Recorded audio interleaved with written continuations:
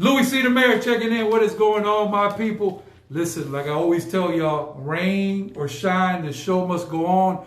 All love on the podcast today. Do me a favor, if you're coming in right now, hit the notifications button right over here. And those of y'all watching worldwide, make sure you hit the subscribe button right over here on the YouTube, on the Louis C. Rock.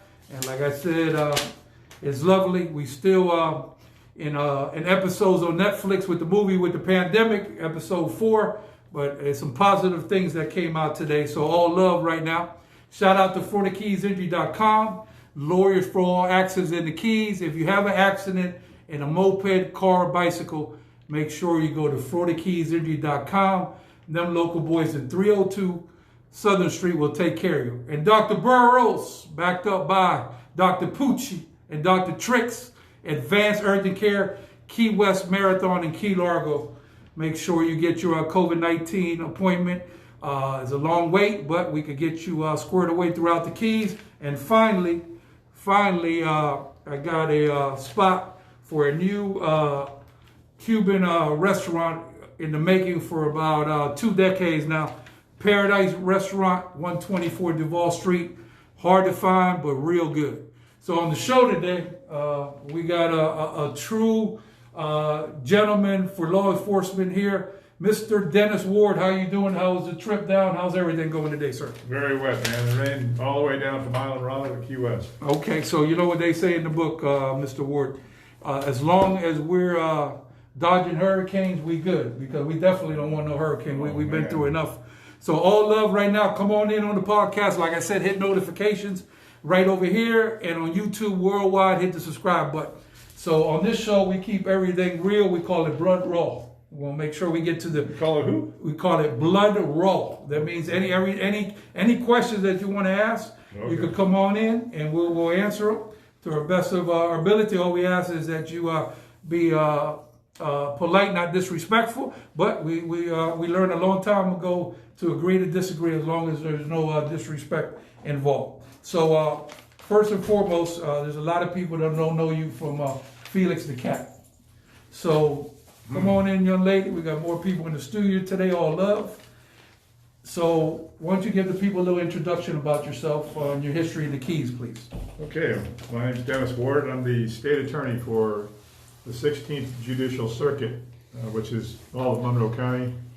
The job of the state attorney is to take arrests that are done by our local law enforcement and take those cases to court and make sure people get a proper trial, or if we feel that there's not enough there for the cases to proceed or not enough evidence, then we'll take the case and we'll dump it. So that's basically our responsibility. I've been in the judicial system for 48 years, 29 years as a police officer, and then I've been the state attorney once from 2008 to 2012. Actually, it's 2009 to 2013. The election was in 2008. And then I was an assistant state attorney before that. I was an assistant public defender before that. I had my own criminal practice before that. And then after 2012, I lost in the election then. I opened up a very successful criminal practice in the Upper Keys, and then ran for Village of Island Raleigh Council, was elected to that council for 2 years, and then ran again for state attorney in 2016 and was elected, took office in 2017, and here we are. Yep. So, Mr. Ward, we're right here. Oh, but one more thing. Yeah, go ahead. I was in the United States Marine Corps for 2 years. Okay. Shout out to all the people in service. Thank you all for your service. All love. And if you want to check this podcast out, we got some people in the studio today. You want to go into Louis C. Rock on Facebook Live. So let's get to what I call the meats and potatoes. Ward, let's just get to it. So Okay, Rock. I heard we on the hunt for a second murder suspect. We caught one. Can you elaborate? Yeah, they got him, one of them down in Mexico, I think in Juarez.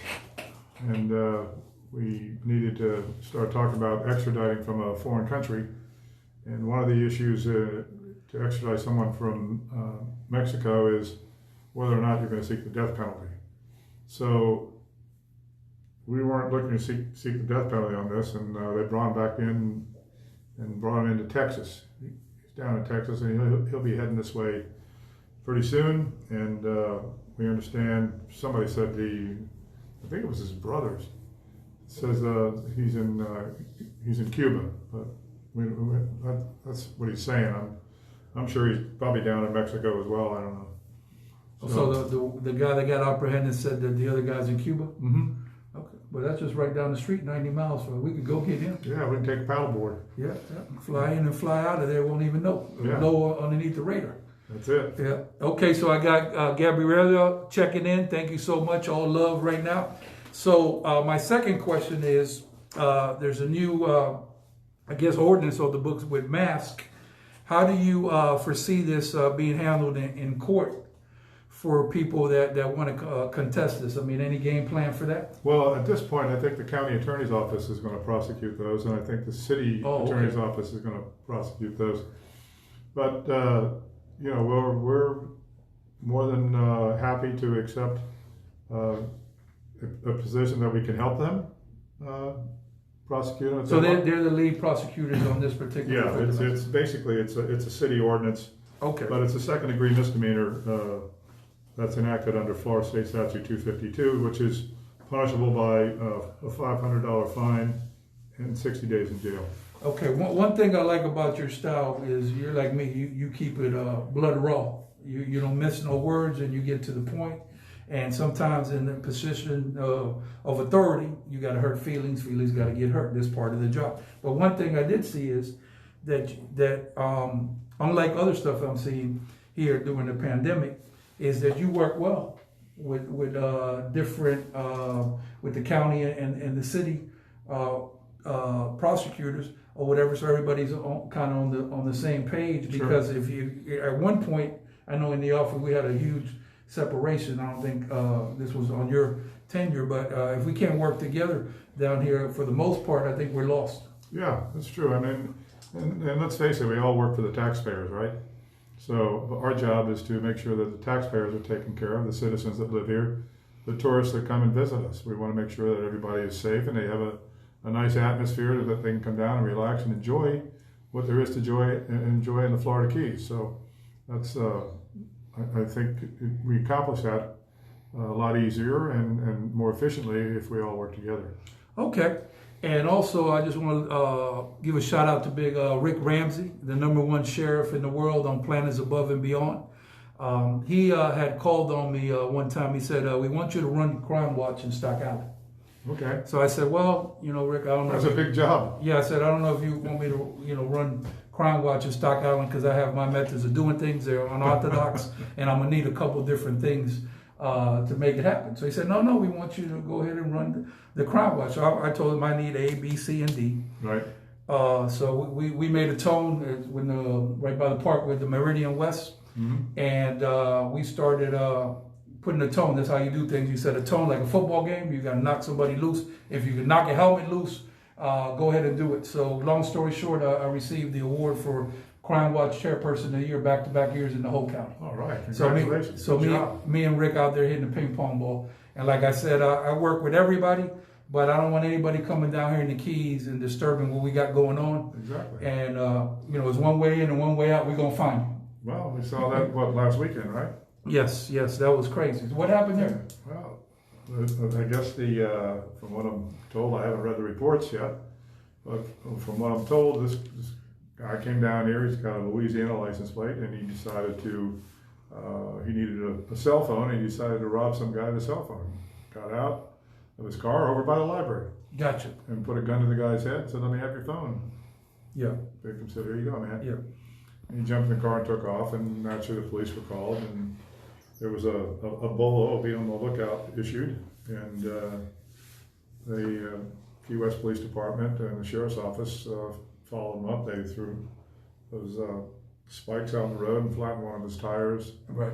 And then FHP kind of like rammed him a little bit. Yeah. I think they did a pit maneuver, I read, or something. Yeah, and then he took a shot at the cops, and they opened fire and hit him in the shoulders. Yeah.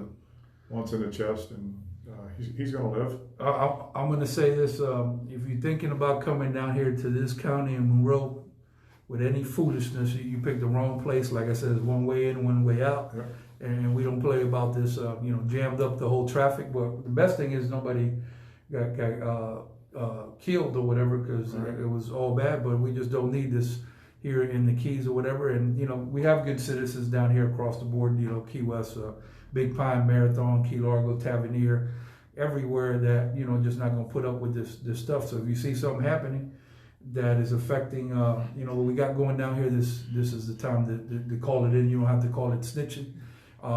It's funny that we talk about this because we had the rally down here for the George Floyd, and actually encouraged the chief to walk with the people. Sure. Because I think that was the best thing to do, and it worked out good. And one of the guys in the neighborhood said the best quote I heard all year. He said he ain't snitching, he telling. If he sees somebody coming out here disturbing from trying to come down here and disturb what we got going on, he said that. So that quote's the quote of the year. I ain't snitching, I'm telling. I ran into that guy the other day. You did? Yeah, he worked. He worked for. He worked for the city. Yeah. Daryl Dumps is the gentleman. Yeah, and he did great. I ran into him over at Chris's house. Nice. Which Chris? Valdez. Oh, Chris Valdez. You don't know Chris and me used to throw the baseball together at Key West High School in the same class. We didn't know that, did you? No, of course I didn't know. You learn something new every day. Yeah. Well, we thank you for coming now. This man had to drive, from up the Keys. It's a pleasant drive. It's not like being on 995 or 836. No. It's good, but today it's wet, and you got to be careful out there. If you got any questions for the state attorney, any questions you got, come on in the podcast, and we're going to make it happen for y'all, and make sure we answer all questions, get to all people. Let me ask you this. What have been the most serious cases in your entire tenure that come to the top of your head? My tenure as state attorney, or my tenure as a law enforcement state officer? Attorney. Well, I guess one of the biggest ones was when we prosecuted the school superintendent and his wife. Gotcha. There was over $1 million in funds missing. We took the low-hanging fruit and charged him with about $400,000, his wife and him, of misappropriating school funds, and that was a pretty big case because that money's all for education, And when you start taking from funds like that, it's pretty tragic for kids that need education. We had that one, and we had I guess the woman selling iPads and iPhones out of the back of County Hall, and we remember the woman running Bahama Village redevelopment. A couple of the mosquito control board people for homestead fraud, the head of the Florida Department of Law Enforcement, the agent in charge down here for homestead fraud, and a few more. Those were during my first term, and things have cleaned up pretty good since then. Gotcha. You got to keep their feet to the fire, right? So who is Mike Doles on the production today? All good, Mike. If you want to invite some people on in, feel free to do so. Take your time. So let me ask you a question. Are we still able to escort criminals to the county line like we used to do back in the day? Can we just escort them out here like back in the Dukes of Hazzard days, or we can't do that? Well, they frown on that these days. We used to do it in Miami Beach too. The judge would order them out of town. Really? OOT, ordered out of town. That's how they did but it. we could prohibit people from coming back in the county on certain situations. I've seen that imposed before. Is that incorrect? Oh, well, I mean, in fishing violations and lobster violations, they part of their probation is that they stay off the waters of Monroe County. Gotcha. And there was a decision made talking about mini lobster season, for the shutdown at restaurants at 11. I got to tell you personally, I wasn't in agreement with that, because from what I'm seeing, and I don't know what you're seeing up there in Tavernier, most of the people and businesses are complying, right? There's not a lot of people that are going against the system, trying to circumvent the system or whatever. Now, if there are people like that, what I said is that we basically need to go ahead and put all hands aboard and send everybody that we can for all resources to come in there. But for the most part, I'm seeing compliance down here. How about you? Well, we see compliance up in the Upper Keys, and 11 o'clock curfew is I think it's more towards Key West, because our places up there are generally closed. The restaurants, you know, if there's anybody in any of the restaurants, it's very, very few. There's a couple of places that may stay, well, there's one that probably goes to 1 o'clock, but it's more of a sports bar restaurant, you know? It's got a little bit of entertainment. Yeah. But the restaurants up there, that, you know, they're cleared out by 10:30. And it's not so much because, you know, we don't make money off 50% in the bar business and restaurant, right? Nope. But I just like us to stay within the one human family, and I understand, Sure. you know, what's going on with, you know, trying to keep people out. But let's be clear: as long as that road is open, this is, you know, what we're dealing with, and just there's no way around that. So, like I said, I like to have people, you know, try to comply, and if they don't, I like to bring the whole weight of whatever we got in enforcement down. But if we start, you know, breaking what people come down here for, or people feeling like they're not welcome here, they just won't come back. You spend a lot of money to come down here to the Keys. Well, it's a really tough predicament to be in if you're a lawmaker or a rule maker, whether it's the city council or city commission or county commission or anybody, you know, even the governor. If you're in the position where you got to talk about people's livelihood and talk about people's safety, and that's the problem. Right. You know, if you could put something together that would be good for both issues, business and people's safety, right, that would be ideal. So right. It's a tough decision for these lawmakers to be in, and I don't envy them. We call it around here, I don't know what y'all do up there in the Keys, we call this thing a Category 6. No books to read, you can't go on the shelf, there's no case log, you just got to do the best you can. So I say you have two people. You have the people that are terrified, which understand is human nature, and then you have the people that are risque and they want to go above and beyond.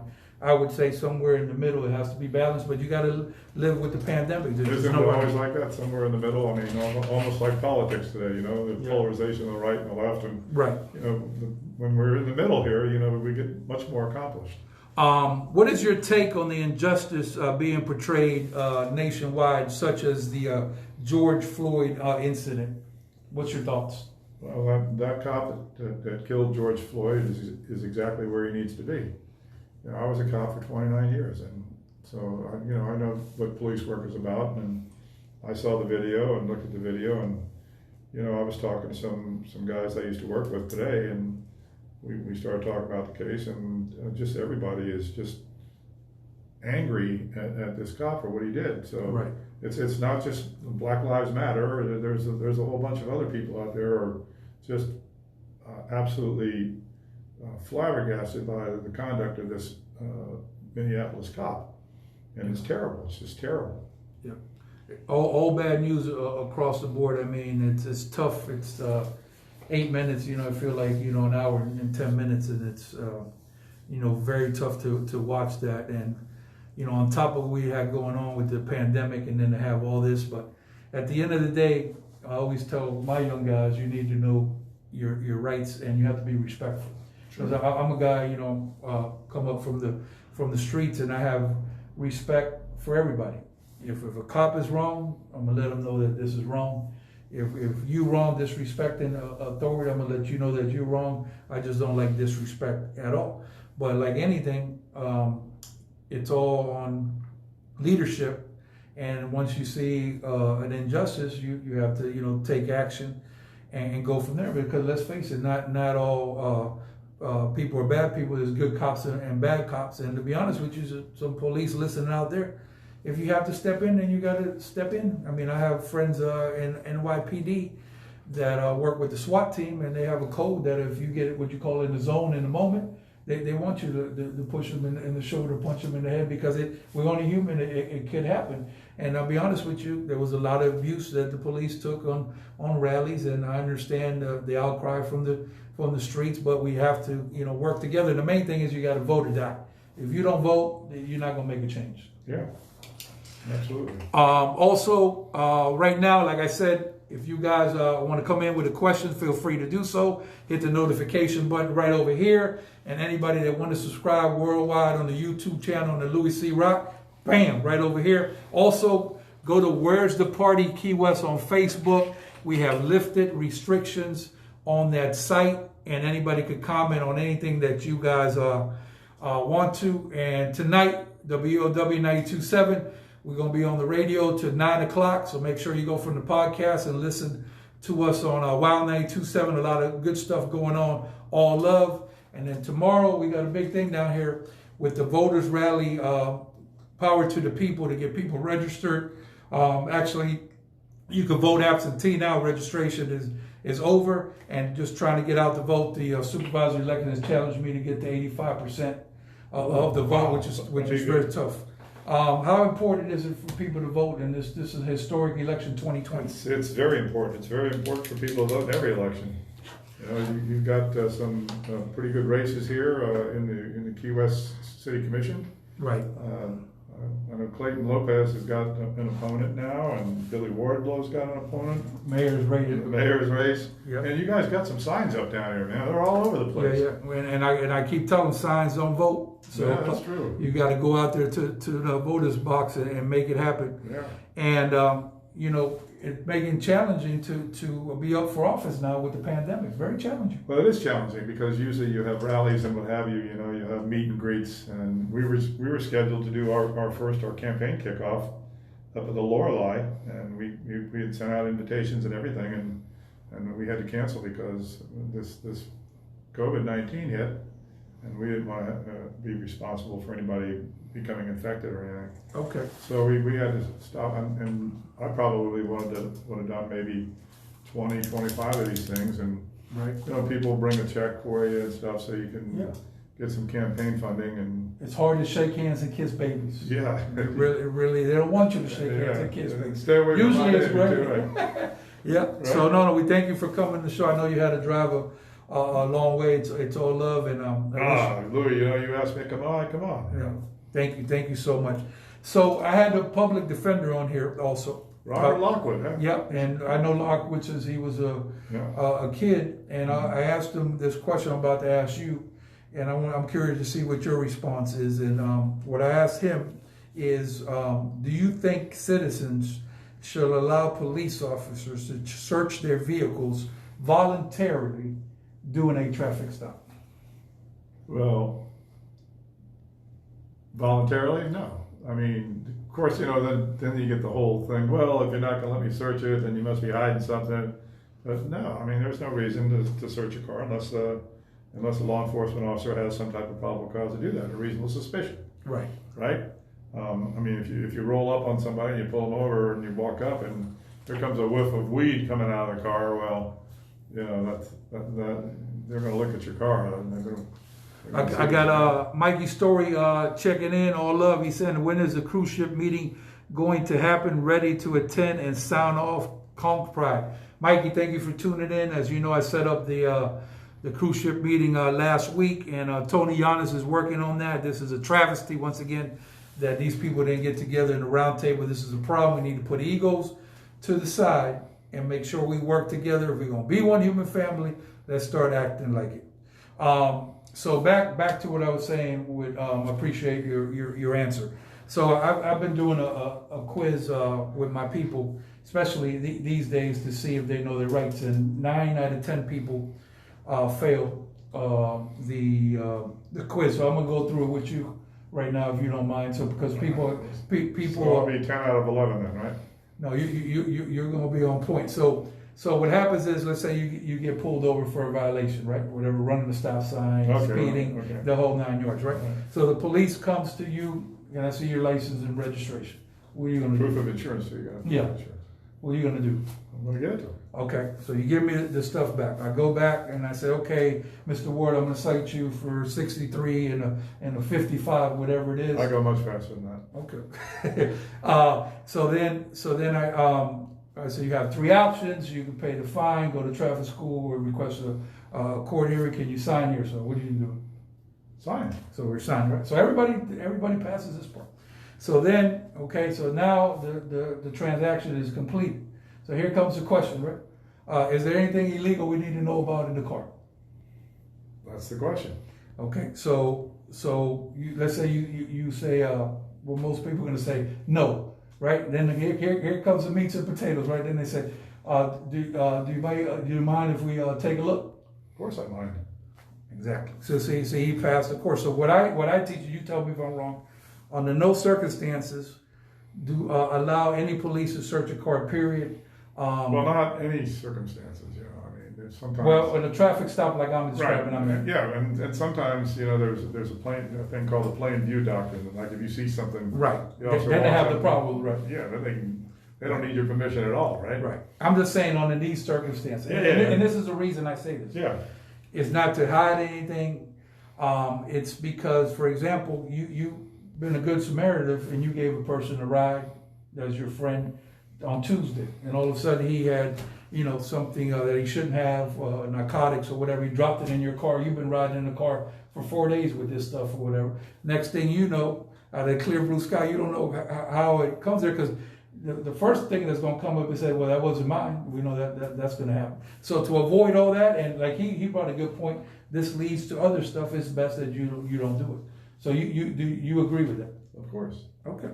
So let me ask you another question. So what are you running on your platform? Well, I'm running on my record, and my record is that I'm tough on crime. I think 2018 and 2019, we saw a combined drop in crime in Monroe County of just over 30%. And that's because of our relationship with the law enforcement agencies. We've got a pretty good relationship with them. And the prosecutors working with the law enforcement officers and the detectives to make sure that we are all on the same page when the case comes up in court. And we like to send messages to people. If you're going to come down here, don't come down here and commit crime, because this isn't Miami and this isn't Fort Lauderdale. It's not Palm Beach.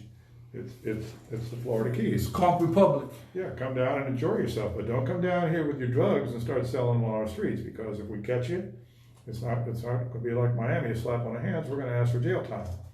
If you come down here and you steal boat engines or lower units or GPS gear, we're going to get with you. You're going to prison. Yes. There's no question about it. If you do that in Miami and those places, they put you on probation. We had a guy a couple of years ago that came down and stole some lower units and stuff, and we got him.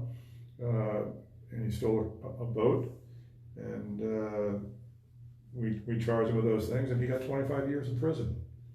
In prison, right? And then recently here, either the beginning of this year or at the end of last year, I think the beginning of this year, there was a guy that ordered a GPS thing online off of Craigslist, I guess.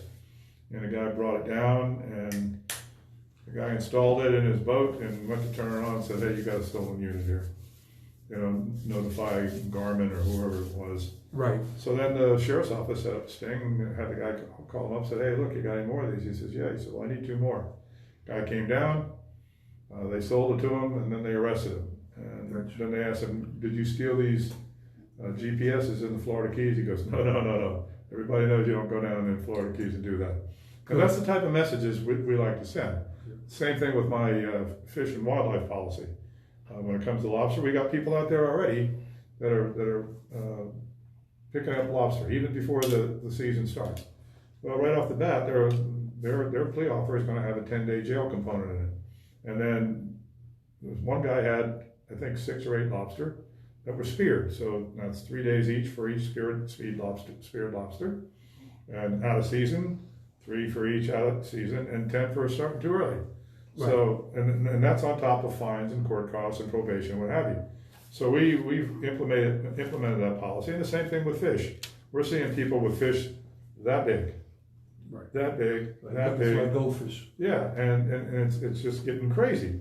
So there's jail time in that, and some of the defense attorneys aren't very happy about that. So now I have an opponent in the election who's come out and said, well, I'm not going to arrest a tourist for having 1 undersized fish. Well, first of all, you're not going to prosecute him, because Fish and Wildlife isn't going to arrest somebody like that, right? And we wait till we get to three over the limit, and that's when we start with So our the policy kicks in after 3. Yeah, and you know what? When I was a kid, I remember I could go get conch anywhere I wanted to get conch, and Right. they almost went extinct, and they outlawed taking them. I could go to a bridge anywhere in Miami and catch a snook off the bridge, and the snook almost became extinct, and they put in some good size and bag limit things with them, and they made a nice comeback. A barracuda, you don't see big barracuda anymore. You know why? Because it's 99 cents a pound in Miami. So Really? I'm not going to wait till we eat our fish and You buy lobster. barracuda? I mean, who eats barracuda? Up in Miami. I don't. You? I don't. Yeah, I was always worried about ciguatera. Yeah, I'm scared to have a gold chain around barracuda, let alone eat. Yeah, absolutely. What's going to tell you? So Well, all my family's commercial fishermen, so you know, and I grew up on coming down here in the summers, Stock Island, Gulf Seafood, Yeah. and you know, you take that stuff serious because, like, you know, you don't litter in the ocean. Right. The ocean is very serious. You shouldn't go out there with people intoxicated. I'll be the first one to tell you when to party.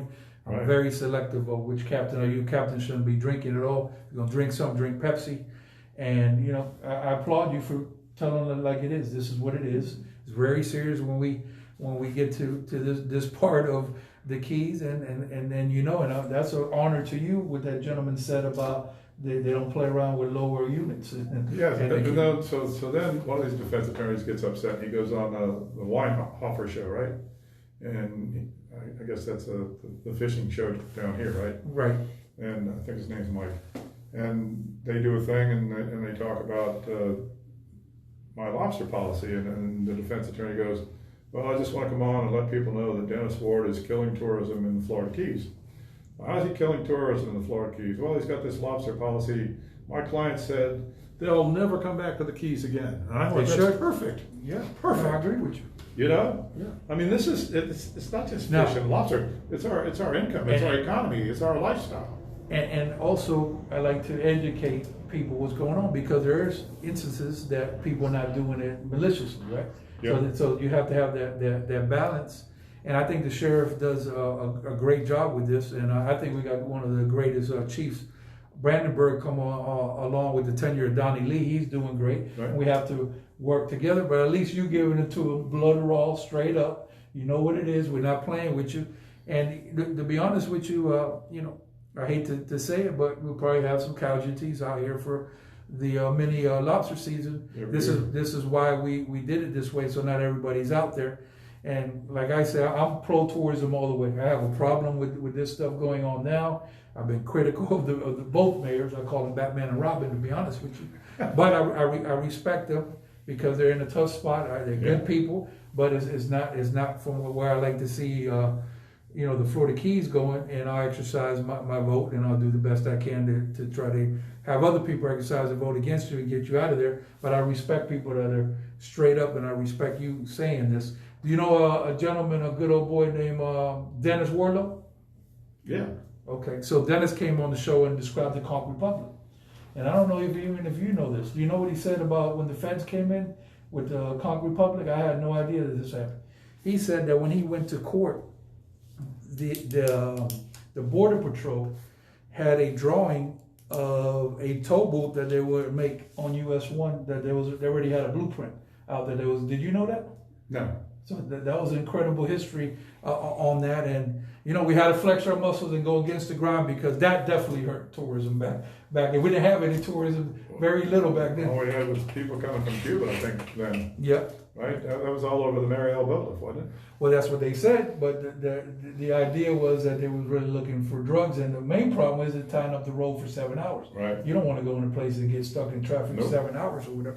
And that was back in the day when 18-wheelers were clasping mirrors on the old 7 Mile Bridge. So Alexander Hernandez says, go to Key West and leave with probation. Yep, it could happen. Come down on vacation and go home on probation. Yep, the spring break. Well, back in the day, we had them in the orange jumpsuits where we had the heyday. Yeah. So thank you so much for coming on the program. Louis C. the Mayor. Go to WEOW right now. We're all the way live. We're going to 9 o'clock. Thank you, FloridaKeysInjury.com, Lawyers for All Accident in the Keys. If you have a accident in a car, moped, or bicycle, or even out in the ocean, very simple, stay local, go local, 302 Southern Street, FloridaKeysInjury.com, and Advanced Urgent Care, Key West Marathon in Key Largo, and my new spot, Paradise Restaurant. Finally, a new place to eat Cuban food. Hard to find, but so good. Have a lovely day. Dennis, I'm just going to tell you one thing. You're a gentleman and a scholar. Thank you very much. It's been a pleasure being on your show, and thank you for having me. God bless you. Holla!